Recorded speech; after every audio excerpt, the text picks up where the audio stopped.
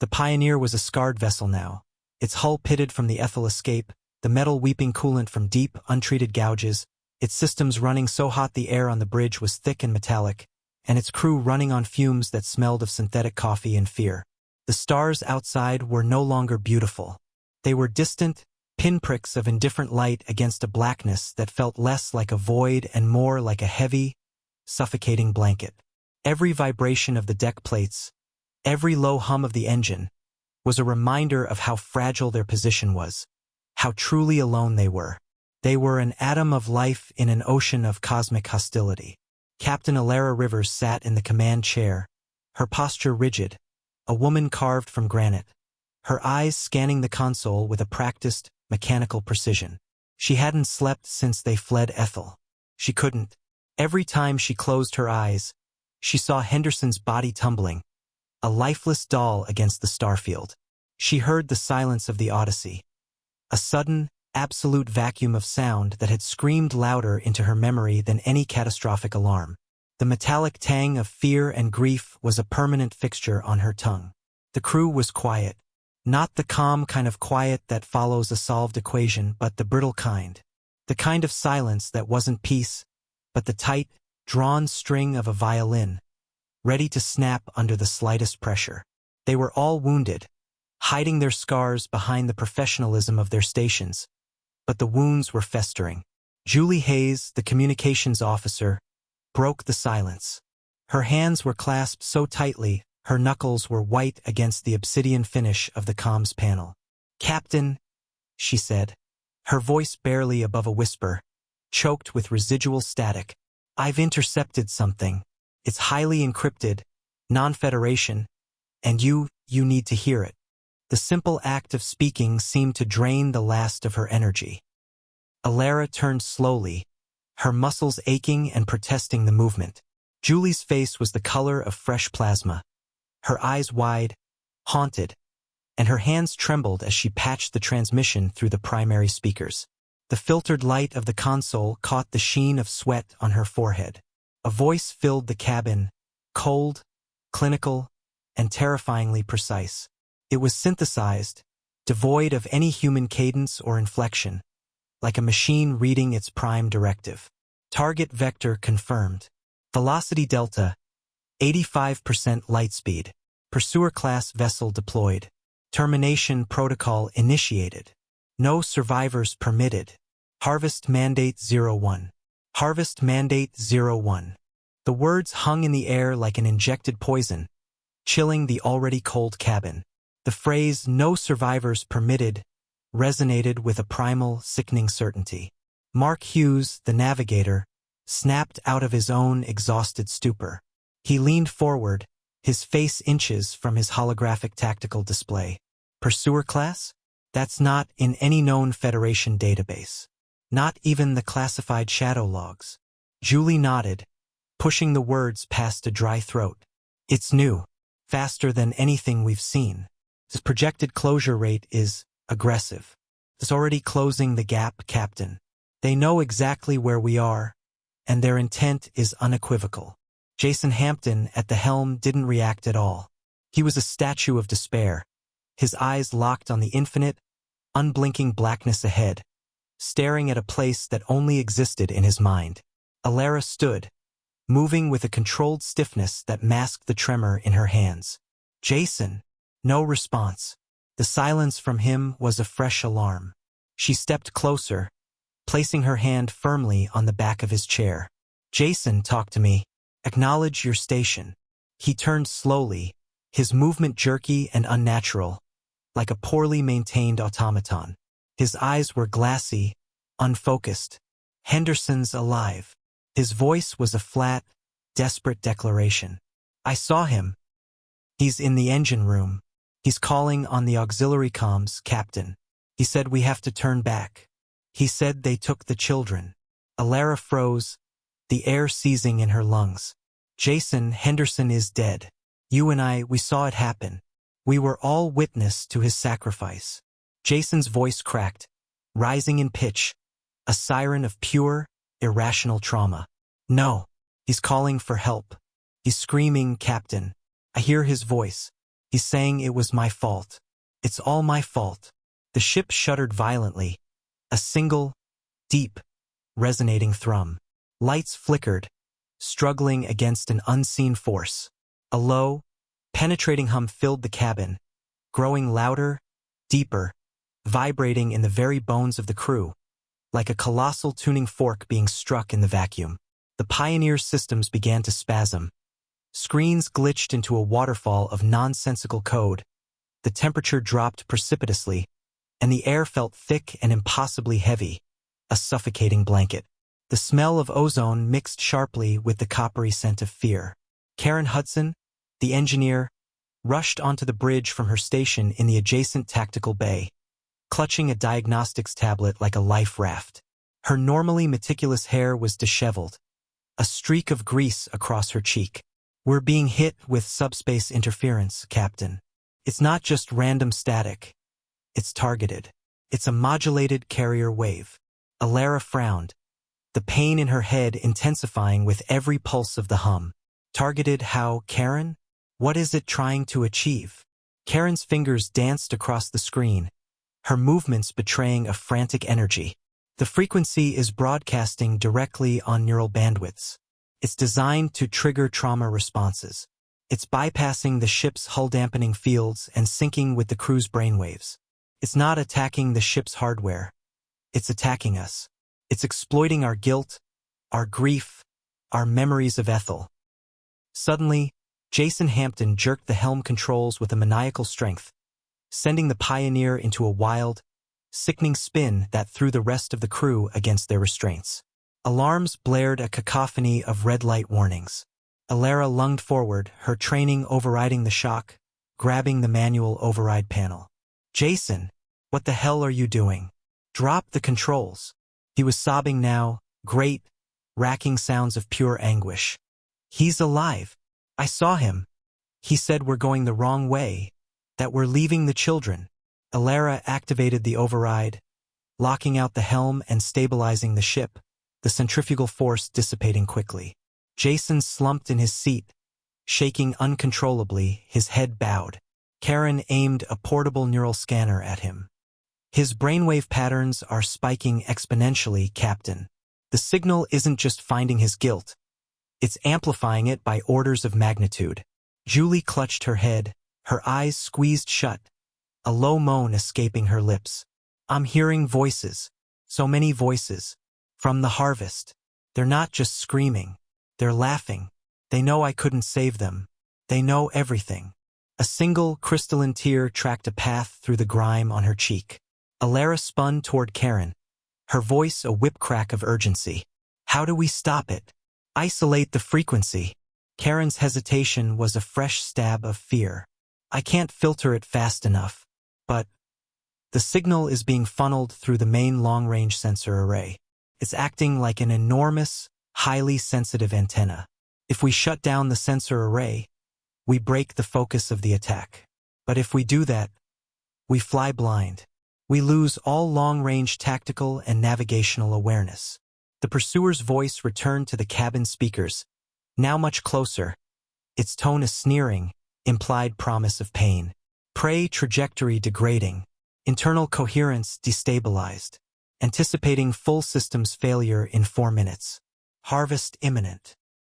Karen pulled up a highly pixelated, ancient star chart. The only thing that hadn't been compromised. There's a natural formation ahead. The Shroud Nebula is a deep space anomaly. Dense, chaotic, full of ionized gas, magnetic eddies, and uncatalogued debris fields. If we enter, the sheer complexity of the environment will cloak us from the pursuer's precision lock. But we also lose all visibility and most localized sensor efficiency. Mark leaned over the chart, his expression grim. That region is a navigational nightmare, a mess of old stellar decay. No updated maps in years, maybe decades. Navigating it without sensors is not just dangerous, Captain. It's suicide. We'll be torn apart by gravity shears and debris before the pursuer even has a chance to catch up. Elara looked around the cabin. Her crew was unraveling before her eyes. Jason had been given a mild sedative and was slumped over, still twitching. Julie was whispering frantic, unheard apologies to the ghosts in her mind. Karen was barely holding it together, fighting a technical battle she was clearly losing. "We go in," Elara stated, her voice devoid of doubt, cutting through the despair. "Prep for immediate sensor shutdown. Mark, you're flying us through. You have the gyro, the gravimetric compensators, and that 20-year-old map." "That's it." Mark stared at her, the gravity of her command washing over him. "You're asking me to navigate a minefield blindfolded, with a map drawn in charcoal. I'm asking you to save us, Mark." He took a deep, shuddering breath, his fingers tightening on the rudimentary manual controls. "Then let's hope the charts are wrong in the right ways, Captain." The Pioneer powered down its long-range sensors. The deep hum of the neural attack abruptly ceased. The cockpit dimmed further, the main tactical display going blessedly blank, replaced by a rudimentary gyroscopic interface and the faint, flickering green lines of the structural integrity monitors. Outside, the Shroud loomed, a terrifying, swirling mass of superheated dust, ice shards, and rock, lit by the ominous, flickering glow of distant, decaying stars. The silence was immediately replaced by a dozen new anxieties. As they plunged into the nebula, the ship shuddered violently, protesting the extreme environment. Shards of ice and chunks of metal debris scraped the hull with the sound of 1,000 fingernails raking across metal. The atmosphere of the Shroud was a chaotic soup. The pursuer's signal faded entirely, but the psychological damage was already deeply done. Julie was curled in her seat, her head buried in her arms, occasionally letting out a low, whimpering sound. Jason remained sedated, but the muscle spasms in his limbs were a constant reminder of the attack. Karen monitored the crew's vitals, her own hands shaking as she tried to calibrate the short-range scanners to pierce the dense particulate matter. Mark gripped the manual controls, the sweat beading and rolling down his forehead, blurring his vision. The gyroscope flickered, recalibrating every few seconds as unpredicted gravitational anomalies and localized magnetic pulses tugged at the ship like unseen, malevolent hands. "Velocity stable," he muttered, his jaw clenched, his voice tight. "Trajectory holding. Barely. The grav shunts are struggling to keep up with the eddies. We're bleeding energy." Elara stood behind him, her hand resting lightly on his shoulder. A simple, grounding touch, not to guide, but to anchor him to the present reality. "You're doing fine, Mark. Stay focused on the vector." He didn't respond, conserving his focus. His eyes were locked on the small, flickering screen, watching for minute shifts in the ship's orientation, for anything that might give away the pursuer's position, or more immediately, an imminent collision. Then the ship jolted with a sickening, grinding violence. A massive gravitational eddy, a swirling vortex of energy and matter hidden in the chaotic mix, pulled at the Pioneer, dragging it laterally toward a tight cluster of spinning, razor-edged debris. Mark swore, a guttural sound of pure terror, yanking the controls hard to port with everything he had. The ship groaned in protest, the metal straining, the sound of tearing structure clearly audible over the engine noise. "Brace!" Elara shouted, gripping Mark's chair. The crew clung to their stations as the Pioneer skimmed the edge of the debris cluster, a horrifying cacophony of scraping and tearing. They narrowly avoided a catastrophic collision with a jagged, crystalline asteroid the size of a Federation shuttle. Sparks flew from the compromised hull plates.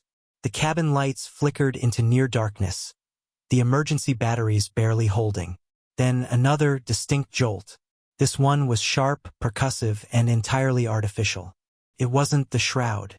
A shadow passed across the viewport, sleek, impossibly angular, and moving with an unnerving, hyper-focused speed that belied the thickness of the nebula. The pursuer had somehow followed them in. It must have an advanced gravimetric sensor suite that saw through the interference. It didn't fire its heavy plasma cannons. It didn't need to waste energy or reveal its position. Instead, it began a slow, deliberate approach, a predator matching the wounded Pioneer's trajectory.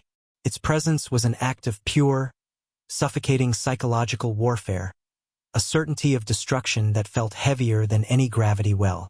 Karen's console flared momentarily. It's broadcasting again, Captain, but it's not the neural attack. It's a targeted, high-power sensory disruptor. It's blinding our remaining systems. Julie screamed again, her back arching in her seat, clutching her head with both hands. They're inside my mind. I can hear them. They know everything. They know about the colony on Kepler 9. They know where we're going. Elara rushed to her side, gripping her shoulders, forcing her to focus. Julie, listen to me. Breathe. It's not real. It's the signal. You have to fight it. Look at me. Julie's eyes were wild, darting, filled with unspeakable horror. They showed me the Odyssey. It wasn't destroyed. It's drifting in the void. They're using it. They're using the bodies of our dead crew. Elara froze, a cold dread washing over her. What are you saying? They're using it to lure others. Like a beacon. It's a trap, Captain. They're harvesting the rescue ships. Karen quickly injected a powerful neurological stabilizer into Julie's arm. She's hallucinating, Captain. The sensory disruption is peaking. But what if the core of her vision isn't wrong? What if the Odyssey is still out there? Elara turned back to the viewport. The pursuer was accelerating sharply, its outline resolving from shadow into a terrifying, skeletal warship. Mark's voice cut through the chaos, raw and desperate. It's not trying to fight us anymore. It's going to ram us. Full kinetic strike. It wants to finish us quickly, before we leave the nebula. Elara's mind raced, a frantic search for a loophole. Options, Mark. Give me one. None. We're blind to the inertia. We can't outmaneuver it in this chaos. Karen, her breathing shallow, pointed a trembling finger at the faint display of the gravitational anomalies ahead. If we time it right, Captain, we might be able to use the massive gravitational eddy we just passed, the one that nearly ripped us apart, to slingshot around that dense cluster of debris ahead of us. It's extremely unstable and will hit extreme G-forces, but it could throw us out of the Shroud's influence entirely. Mark's eyes widened in disbelief and a terrified realization. That's not insane, Karen. That's impossible. We'll vaporize. It's better than waiting for their kinetic impact, Elara countered, her voice taking on the authority of destiny. It's our only play. Do it. Prepare for maximum emergency thrust and high G loads. Mark began the incredibly delicate, terrifying adjustment to the trajectory, bleeding energy from the port stabilizers to initiate a spin. The ship lurched, every ounce of power pouring into the straining engines. The pursuer accelerated in response, a flash of murderous intent closing the rapidly diminishing gap. 10 seconds to maximum gravitational influence, Karen announced, her voice strained. The massive, swirling debris cluster loomed in the blackness, utterly dominating their view. The gravitational pull intensified, crushing them into their seats. The Pioneer shook violently, the structural alarms peaking. 5 seconds. Impact imminent from the pursuer. The pursuer fired its enormous engines, preparing for the final, annihilating impact. Now, Mark, now! Elara roared. Mark engaged the maneuver with a desperate, final yank on the controls. The Pioneer spun, caught in the eddy's inescapable, chaotic grip. The ship twisted, groaned with the sound of tortured metal, and then it shot forward, hurled from the Shroud like a stone from a cosmic slingshot, accelerated far beyond the capacity of its own engines. The pursuer followed, but too late. Its own velocity, optimized for impact, was too great to adjust to the chaotic physics of the eddy. A massive, previously stable asteroid, destabilized by the sudden, huge shift in the eddy's physics caused by the Pioneer's near-miss, swung inward and collided with the pursuing vessel. The impact was a silent, incandescent flash in the vacuum, a sudden, blinding nova of light that was immediately crushed by the nebula's dust. The shockwave rippled invisibly through the Shroud, a final, lethal echo. The pursuer vanished, consumed by the chaos. The Pioneer emerged into open space, its hull smoking, its systems flickering back online with the grateful glow of newly stabilized power. The crew exhaled as one, the silence broken only by the rhythmic, labored hum of the engines. They were alive, but relief was short-lived. Ahead, the stars shimmered unnaturally, reflecting off something that shouldn't be there. They weren't nebulae. They were patterns. A massive, complex, and deadly perimeter. Mines, or worse, cloaked ships. Mark scanned the region, his short-range sensors finally cutting through the dust. His eyes widened in disbelief. "We're in contested space, Captain. No Federation markers anywhere. No recognized stellar paths. No safe zones. The slingshot dumped us 1,000 light-years off course, right into a hostile perimeter." Julie, slowly recovering, her voice shaky but clear, looked up at the terrifying, geometric pattern of the stars. "We traded one nightmare for another." Elara stood tall, pushing the exhaustion deep inside, her voice steady and resolute. She was captain again, not survivor. "We survived the Shroud. We crippled the pursuer. We will survive this." The transmission crackled through the speakers. Untranslated, alien, and sharp. It wasn't the clinical voice of the harvesters. It was a complex, multi-layered signal. Karen frowned, running rapid decryption cycles on the encrypted burst. "Captain, that's not harvester tech. The encoding, the harmonics. It's a completely different language, a different operational structure." Elara narrowed her eyes, watching the shimmering perimeter ahead. "Then we're not alone, Karen. And this time, I don't think they're hunting us." She stepped over to the main display, manually overlaying the star charts with mark sensor readings. The perimeter was massive, a territorial border on a scale she had never imagined. "Julie," she commanded, her voice cutting through the residual fear. "Keep working the decryption. Mark, plot a course along the perimeter. We won't cross it. We'll ride the boundary until we can jump clear." "And Karen?"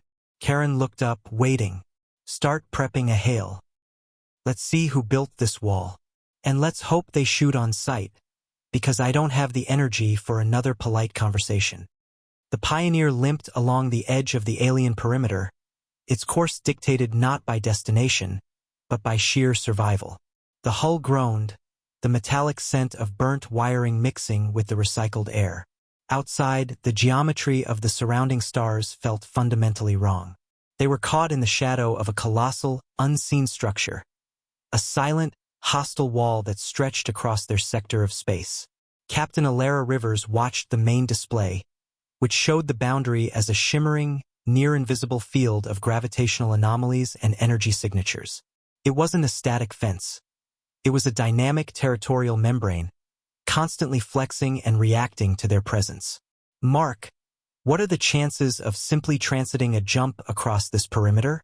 Elara asked, her voice low and steady, a calming counterpoint to the nervous energy in the cabin. Mark Hughes, still sweat-soaked and wired from the Shroud maneuver, shook his head sharply. "Zero, Captain.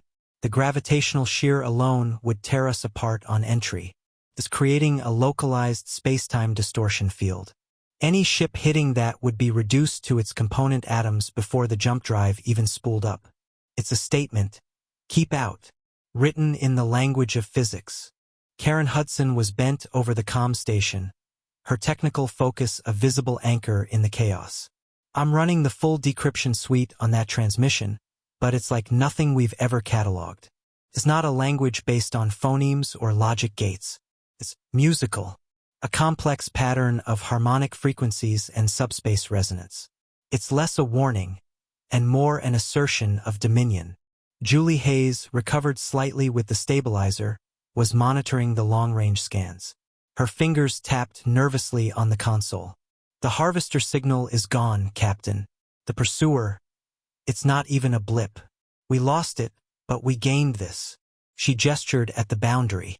"The cost of survival is a new, unknown threat." Elara nodded, her eyes narrowed in contemplation. She was fighting a technical battle while simultaneously battling the exhaustion that was clawing at the edges of her self-control. The harvester's attack was direct, brutal, kinetic. This perimeter, it's cold, impersonal, almost architectural. It suggests a civilization of immense power, one that doesn't need to hunt. It simply exists. The ship suddenly rocked gently. Not a violent jolt like the Shroud, but a smooth, massive pulse. Gravimetric echo, Mark announced, his voice tight. We just grazed a minor irregularity in the boundary field. It's pushing us, Captain. Telling us to change vector. And it's doing it with the force of a planetary engine. Change vector to where, Mark? Back toward the Shroud. Elara felt the familiar spike of adrenaline, the unwelcome return of a tactical countdown. Julie, any word on that transmission? We need to know who built this wall. Julie worked feverishly. I'm isolating the core frequency. This highly redundant, almost obsessive. The cycling 3 core concepts. I can't translate the words, but the intent is coming through border, superiority, and purged. Purge, Elara repeated, the word chilling her. It was too similar to the harvest mandate for comfort. They don't just want us gone. They want us cleaned. The Pioneer was forced to adhere to the perimeter's unspoken rules, following its vast, curving edge. The journey became a psychological test. Every minute was a reminder of their powerlessness, trapped between a known killer and an indifferent monolith. Karen, having stabilized the comms array, now focused on the propulsion systems, trying to minimize their signature. The energy drain is significant, Captain. The field is subtly interfering with our warp coils. It's like trying to walk through thick honey. We're wasting fuel just to stay ahead of the drift. Elara took a deep breath, the metallic air tasting of desperation. She knew they couldn't sustain this vector indefinitely. Jason, I need you back at your post. Mark can't do this alone. Can you handle the tertiary navigation checks? Jason Hampton, emerging slowly from the sedative's fog, was pale but lucid. The raw panic was replaced by a hollow, defeated weariness. He looked up, his eyes meeting hers. I can, Captain. But if the signal returns, I can't promise. Then we will fight it together, Elara said, moving to his side, her gaze unwavering. We don't get to choose how we die, Jason. We only choose how we live, and right now we live by keeping this ship flying. You are the best helm officer I have. I need you, not the memory of Henderson. Jason swallowed hard, nodding once. He slipped back into his seat, his hands resting on the dormant helm controls. He was back, but the silence he carried was a heavy, palpable weight in the cabin. Julie broke the silence again, a breakthrough tinged with horror. Captain, I have a linguistic lock. It's a self-identification signal.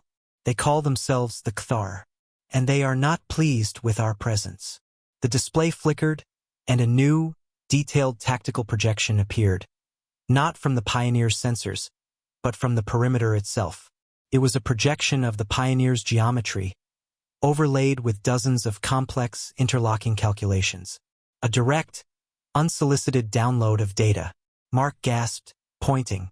They're calculating our flight path. They're not just tracking us. They're predicting us. They know exactly how long we can sustain this. Look at the decay rate on our shields. The projection showed a designated exit point, a small, narrow corridor of space where the membrane thinned slightly. But to reach it, the Pioneer would have to make a sharp vector change, exposing its vulnerable side to the perimeter. It's a funnel, Karen muttered. They're hurting us. But why? If they want us gone, why not simply destroy us? Elara's mind raced, piecing together the evidence, the musical language of Dominion, the predictive modeling, the purge intent. They don't see us as a threat, Karen. They see us as contamination. They aren't interested in a kill. They want an extraction at minimum damage to their territory. They're treating us like a piece of debris they are forcing back into another sector. The transmission returned, far stronger this time, the harmonic patterns so rich they vibrated the deck plates. Julie translated the intent with a horrified clarity. It says, compliance imminent. Designated vector confirmed. Any deviation will result in immediate molecular destabilization. You are not worthy of our effort. Go! The sheer arrogance of the message was stunning. They were not fighting a battle. They were receiving an eviction notice from a cosmic landlord. The pressure was mounting. The predicted exit vector was only 30 minutes away, but the route was a calculated risk. The Pioneer would be vulnerable. Elara knew she had to take the risk. Jason, take the helm. I want a steady course on that vector. Mark, plot the maneuver for maximum velocity. We hit that gate and we jump as soon as we clear the distortion. Jason's hands were steady on the controls, the mechanical rhythm of his job pulling him back from the psychological precipice. Course set, Captain. 29 minutes to the exit corridor. Elara stood, moving to the back of the command chair. Karen, reroute all non-essential power to the forward shields. We hit that gate with everything we have left. Just as the tension settled into a strained routine, a new alarm sounded. A low-frequency proximity alert, cutting through the Cthar's resonant signature. Captain, Julie whispered, her eyes wide with fresh fear. Long-range sensor shadow return. Highly degraded, but the velocity profile. It's the pursuer. It survived the impact, and it's back on a hunting vector. Mark slammed his fist on the console. Unbelievable. It's a ghost. It's not a ghost, Elara corrected, her voice ice calm. It's a machine built for one purpose. The harvesters don't believe in retreat. What's its closure rate, Julie? Too fast. The impact only damaged its outer shell. It's running on pure hatred. It will intercept us in 18 minutes. The command bridge fell into a terrible silence. They were facing an impossible choice. 1. Continue toward the Cthar exit corridor. They would clear the perimeter and jump to freedom, but the pursuer would catch and destroy them before they reached the gate. 2. Break into the Cthar territory. A suicidal dash through the territorial field that promised molecular destabilization, but might buy them a few precious moments before the pursuer hit. 3. Turn and fight the pursuer. A guaranteed loss, as their crippled ship could not match the pursuer's firepower. Elara stared at the tactical display. The pursuer was a single, lethal dot behind them. The Cthar perimeter was an endless, shimmering wall beside them. The exit was a distant hope. The Cthar knew the pursuer was coming. Elara realized, the logic clicking into place. That's why they gave us a timeline. They're cleaning up the trash. So, what's the plan, Captain? Mark asked, his voice raw. Do we wait for the hunter? Or walk into the fire? Elara looked at the Cthar projection again. The purge command. The pursuer was coming to terminate them. The Cthar were coming to remove them. The difference in intent was their only chance. Jason, I want you to change the vector. Elara commanded, her decision swift and final. We are not going to the exit corridor. We are going to graze the Cthar perimeter, right where their projection is thickest. We will be heading deeper into their territory. Mark was aghast. Captain, that's suicide. They warned us. The distortion field will tear us apart. Not immediately, Elara countered. They have an internal system of logic. They don't waste energy on targets that are already neutralized. The pursuer will hit us in 18 minutes. The Cthar will need time to calculate our violation and deploy their lethal response. I'm gambling that purge is slower than terminate.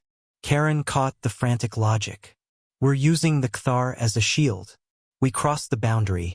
The pursuer follows us, and the Cthar turn their full wrath on the pursuer for violating their space. Elara nodded. Exactly. We become the bait in a trap set by two gods of war. Jason was already adjusting the helm, his movements precise and fast. New vector locked, Captain. Impact with the boundary in 3 minutes, 30 seconds.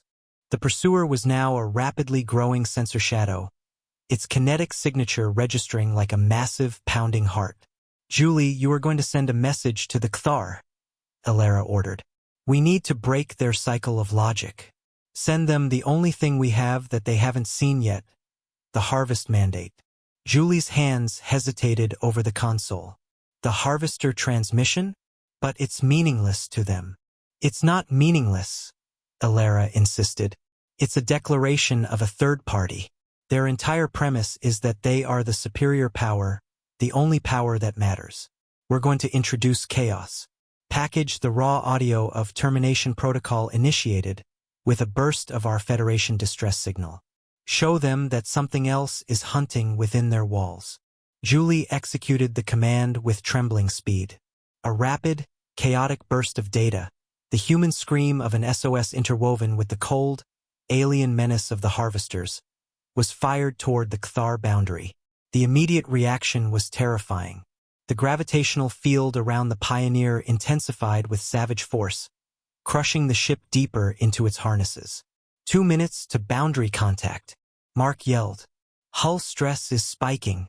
We're at 75% integrity.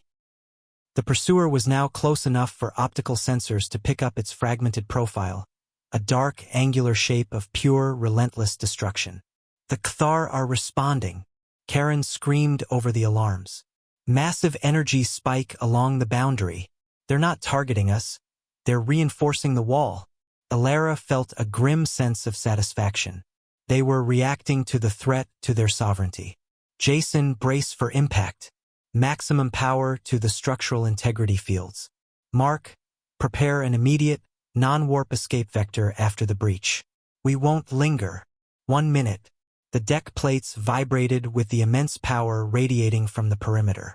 The air crackled with blue energy. 30 seconds. Elara gripped the command chair. She glanced at Jason, his face a mask of determined concentration, and at Julie, her eyes closed, whispering a silent prayer. 10 seconds. The Pioneer screamed. The ship hit the edge of the Cthar wall, not with a bang, but with a tearing metaphysical shriek. The lights went out completely. Every panel, every screen was instantaneously blank. The air was ripped from their lungs by an impossible G-force. The ship wasn't vaporized. It was compressed. Every joint, every weld, groaned in agony. Felt like being squeezed by a giant fist. Then, just as suddenly the crushing force released, the Pioneer tumbled into the Cthar space. Elara gasped for breath, coughing. Report.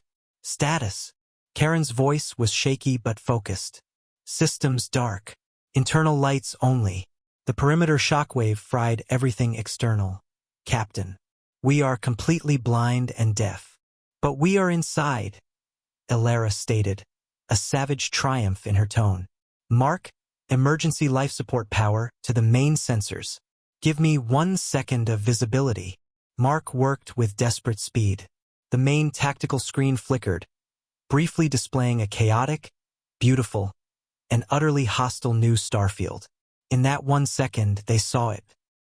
The pursuer, right on their tail, crossing the perimeter a half-second after the Pioneer. And then the Cthar reaction. A silent, blinding wave of green, resonant energy.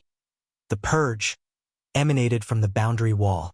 It didn't strike the Pioneer, which was already tumbling deep inside the territory. It struck the pursuer. The harvester ship didn't explode. It didn't burn. It simply ceased to be. The green energy washed over the angular warship, and where the pursuer had been, there was now only a perfect vacuum, an empty volume of space where its mass had been utterly nullified, not by fire, but by correction. The screen went black again. It's gone, Julie whispered. The pursuer is gone. Target acquisition successful, Karen muttered, her voice filled with a stunned disbelief. The Cthar just erased it. Elara let out a breath she hadn't realized she was holding. She had chosen the lesser of two annihilations, and it had paid off. We had 1 second of visibility. Where are we, Mark? Based on the last known trajectory, we're deep inside Cthar space. Unmapped, hostile, and completely silent. We've escaped the harvesters, Captain, but we're now trapped behind a wall with an entity that can wipe a ship from existence with a single command. Elara sat back in her chair, the adrenaline ebbing, replaced by a cold, calculating resolve. She was in the heart of the beast. Jason, bring the ship to rest, she commanded. Karen, power down everything but life support. We are adrift. We are silent. They think the contamination is gone. We need to stay completely dark until we can analyze what we're up against. The Pioneer, a crippled, exhausted vessel, drifted into the silent, terrifying starfield of the Cthar domain.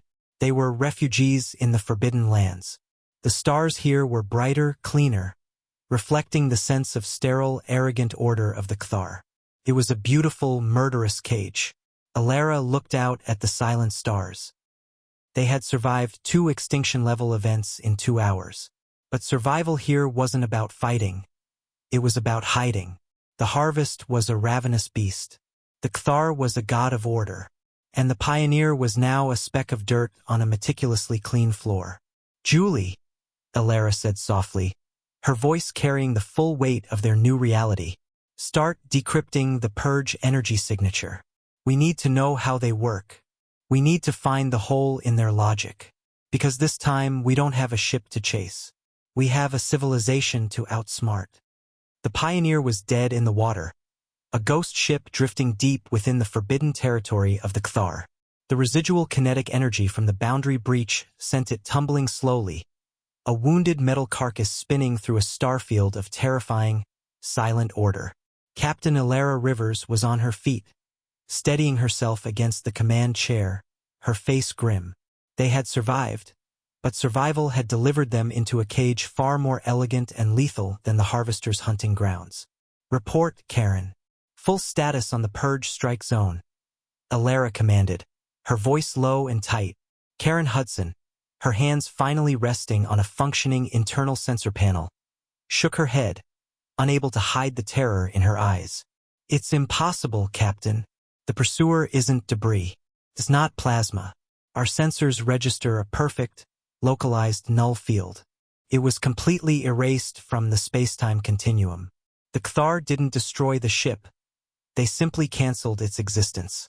If they hit us with that, there's no hull, no remnant, no trace." Julie Hayes, still at the comm station, swallowed hard. "The Harvesters tried to terminate us. The Kthar, they don't fight. They correct." Mark Hughes was calibrating the gyroscope, trying to halt the ship's rotation. "We just threw a piece of trash into their pristine living room, Captain. They erased the trash, and now they're going to notice the source of the mess. How long until they realize we're still here?" Elara looked at the Kthara space, a domain of unnerving clarity where the stars burned with unwavering light. There was no chaos here, no swirling dust or nebulous formations. It was the absolute opposite of the Shroud. "Their surveillance isn't about looking for us, Mark," Elara theorized, leaning heavily on the tactical logic of the alien species. "It's about maintaining the integrity of the barrier. The Harvester ship triggered the purge field because it was a violation crossing the boundary. As long as we are deep inside their space and completely silent, their internal logic dictates that the contamination has been neutralized. We're betting our lives on their arrogance," Jason Hampton whispered from the helm, his fingers resting lightly on the non-responsive controls. "It's the only bet we have," Elara countered. "Karen, power down everything that generates a signature greater than a life support whisper. That means no active scanners, no comms, no propulsion beyond the minimal inertia dampeners. We float. We hide. We become a piece of cosmic dust." The crew plunged the Pioneer into a state of deep silence. The bridge lights dimmed to their lowest possible settings, casting the tense faces of the crew in sickly green and red shadows. The deep thrum of the engine died, replaced by the faint, high-pitched whir of the recycled air and the internal gyros. The silence, initially a relief after the terror of the Shroud and the cacophony of the Kthar breach, soon became a suffocating pressure. Elara knew the crew couldn't endure the psychological stress of total passivity for long. They had escaped the hunter only to be trapped in the heart of the Leviathan. She went to Julie, who was poring over the fragment of the Ktharis resonant transmission, trying to find a pattern, a weakness. "Julie, what can you tell me about the Kthar that isn't just, they are powerful?" Julie sighed, pushing a stray lock of hair from her face. "Their language, it's not just musical, Captain. It's mathematical. Every harmonic sequence resolves into a complex equation of order and placement. They don't describe reality. They assert it. Their version of welcome is an equation that calculates the perfect distance for a lesser being to keep." "And purge?" Elara pressed. "Purge is the simplest equation of all, nullification of deviation. It's the elimination of any variable that disrupts the prime harmony of their space. They are a civilization of absolute order, Captain. They view the entire galaxy as a messy canvas, and they have fenced off their corner as the only place of true, calculated beauty. This gave Elara an unwelcome idea of the scale of the threat. The harvesters were driven by a brutal need to harvest. The Cthar were driven by a terrifying philosophy, to be perfect. Meanwhile, Mark and Karen were running diagnostics on their crippled vessel. The boundary field was a localized gravity shear, Karen explained quietly to Elara. It warped the hull just enough to stress the primary power conduits. We can't spool the warp drive. We can't even risk a microjump. We're limited to sublight travel, and even that generates a signature that could be tracked. How long to fix it? Mark grimaced. In a shipyard? A week. Out here with limited resources and no margin for error. At least 48 hours to get the warp coils realigned for safe jump capability. We're talking about microtolerances. Any misalignment, and we jump into ourselves. 48 hours. 48 hours of floating, blind and silent, in a space controlled by a civilization that could erase them with a thought. Elara walked the small perimeter of the bridge, her mind working furiously, synthesizing the danger. They couldn't stay still, but they couldn't move. They couldn't fight, and they couldn't hide forever. The Cthar would eventually conduct an internal sweep, or their predictive models would notice the Pioneer's mass anomaly. She finally stopped, facing the crew.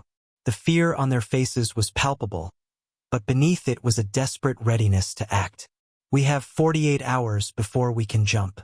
We can't wait. We need a plan that uses the Cthara's own logic against them, Elara stated. Their greatest strength is their absolute order. That order makes them predictable. Their biggest weakness is their certainty that nothing beyond their wall is a threat. She pointed to the tactical display, which showed the vast, unmapped Cthar space. We know where the boundary is. We know they are obsessed with maintaining that border. We need to find a way to get within range of it without triggering a purge, and then escape. We can't power the engines, Captain, Jason said softly. The signature would be too bright. We won't use the engines, Elara replied. We will use the purge energy itself. The crew exchanged confused glances. Karen, Elara continued, her voice gaining the steel of command. The purge energy. You said it was a localized field of nullification, a cancellation. Did it leave any residual energy? Karen pulled up a complex set of spectral readings. Yes, Captain. Tiny amount.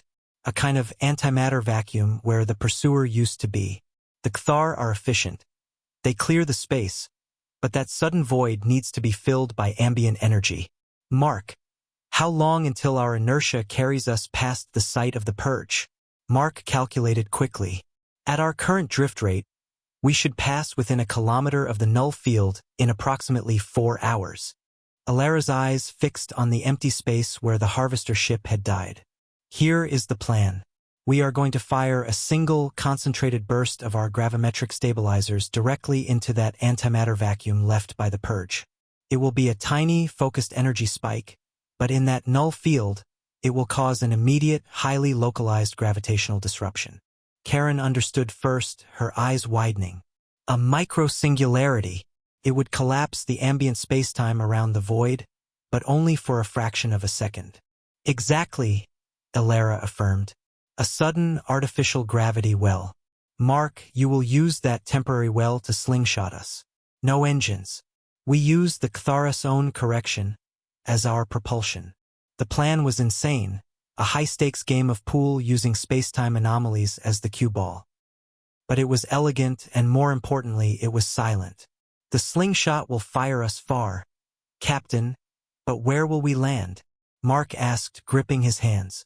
We aim for the nearest, most chaotic element on the map. The barrier's weakest point, Elara said, pointing to a section of the perimeter visible on the faint internal monitor, a barely perceptible flicker where the gravitational shear was less intense. The Cthar maintain perfection, but perfection takes energy. That flicker is a systemic inefficiency. It is the closest thing they have to a hole in the wall. A hole large enough to jump through? Jason asked, his voice barely a whisper. A hole large enough to try, Elara finished. Julie, I need you to translate a final message into Ctharis resonant harmonics. Not a challenge. Not a plea. A statement of fact. Julie looked up, ready. Tell them, Elara said, her gaze steady, that a variable cannot be eliminated if the equation is incomplete. We are the echo of the harvest. And we will return. Now, let's get this ship moving. The clock had started. For hours until the crucial slingshot maneuver, followed by an immediate, desperate attempt to jump through a crack in a cosmic wall. The crew of the Pioneer began to work in the dim, oppressive silence, their movements precise, their fear channeled into a singular, desperate act of defiance against the gods of order. The harvest was gone, but the echo remained, reverberating through the silent walls of the Cthar domain.